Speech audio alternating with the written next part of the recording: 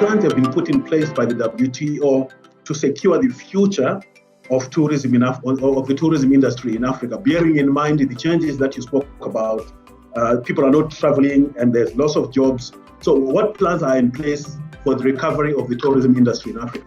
What we did at the outset was to be in touch with our members to see what are the areas that they want us to focus on with regards to the pandemic. So we did a mini survey and they came back to us. So that has helped us to realign a little bit our program of work in what are the areas to focus on. We've had a significant liquidity crisis within the airlines within Africa, and I think probably around the world as well. And with the lack of any revenue coming in and with a gradual restart of the operations, we have seen this liquidity crisis is probably going to go into next year and possibly for some airlines into the following year. And so obviously it places a survival at risk here. Communication is key. The things that we are aware of as an industry, we need to spread to the flying public or potential flying public. We need to spread awareness of the facts and the science that we have and dispel some of the myths.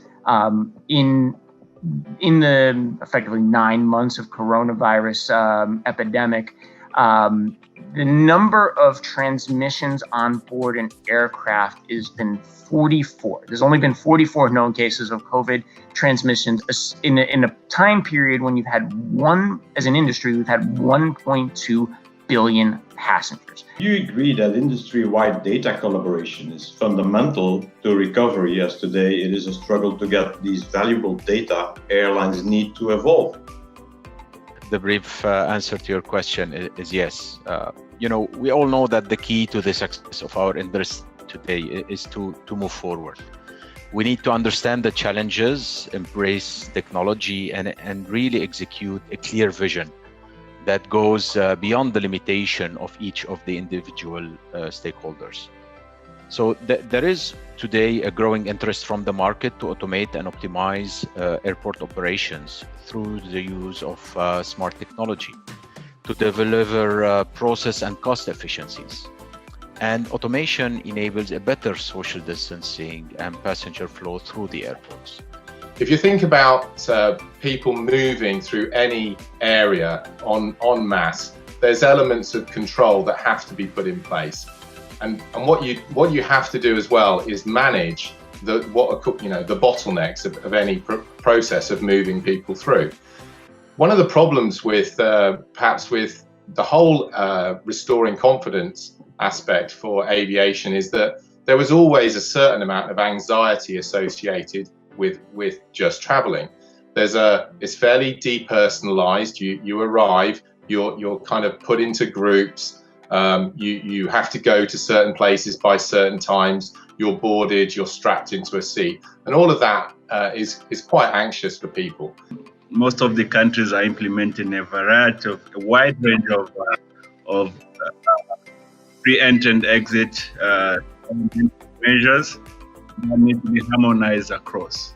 So to ensure that also requires a lot of collaboration, coordination, communication, and ensuring that we come up with at least one common point or a nearly common point on how do we harmonize this and try to ensure that passenger travelers, when they travel, they face a minimum disturbance possible. The market is not going to be the same. It's going to be different. So it's a window of opportunity here, although there is no visibility, no clarity about things are going to evolve. So the ultimate question is, even if you have the best, the lowest cost of production in terms of lowest cost, it's not of big use if you can't match it against a corresponding RASK. So that's the biggest challenge in terms of visibility for the future. During that period, we could be able to carry cargo in the cabin, and even if the revenue was a little bit marginal, but we could operate. And also, we showed also that the company has the capacity to repatriate citizens who were blocked abroad.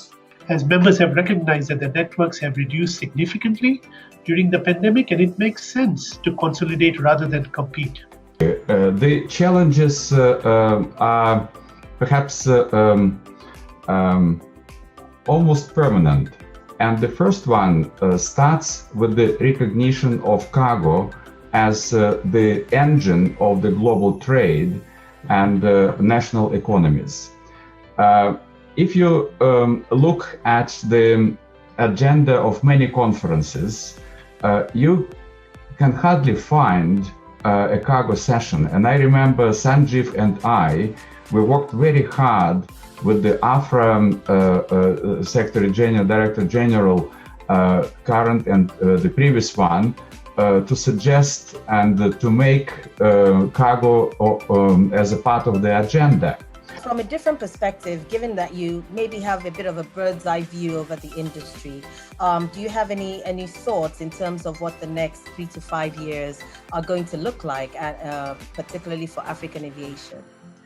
Now, the challenge in Africa, of course, is that there are very few large domestic markets. So obviously that means that with border controls and quarantine requirements, etc., the comeback for African aviation, African carriers will probably tend towards the longer side of the spectrum. It won't be in the next 1 year, but it might be the next 2, 3, or 4 years. Even when you get past COVID, if Africa can succeed in creating, a single travel zone like the EU, or like India has. India and Africa are actually very similar population, similar per capita income. But India carries almost 70% more passengers within India than all of Africa.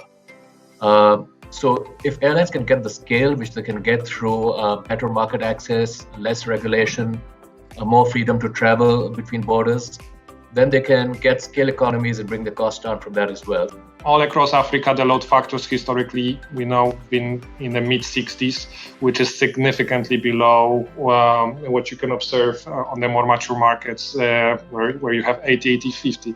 If you bridge this gap, instantly you reduce your cost per passenger by 20-25%. There's an advantage in Africa for me is that, in fact, the governments are controlling the different part of this ecosystem. Governments are in charge of airlines, but also take control of the airports, is responsible for the visa policy, for the traffic rights, for the allocation of the slots to the competition. And of course, it's extremely important to be sure that there is a clear collaboration between these different parts of the air transport ecosystem. And the air transport ecosystem is also part of a bigger cake, which is the economy. And the air transport is very important, of course, for the tourism in certain cases. If you take Mauritius, Seychelles, but also Kenya, Tanzania, Egypt, Morocco, they all depend on the tourist activity, and tourists are coming most of the time by planes.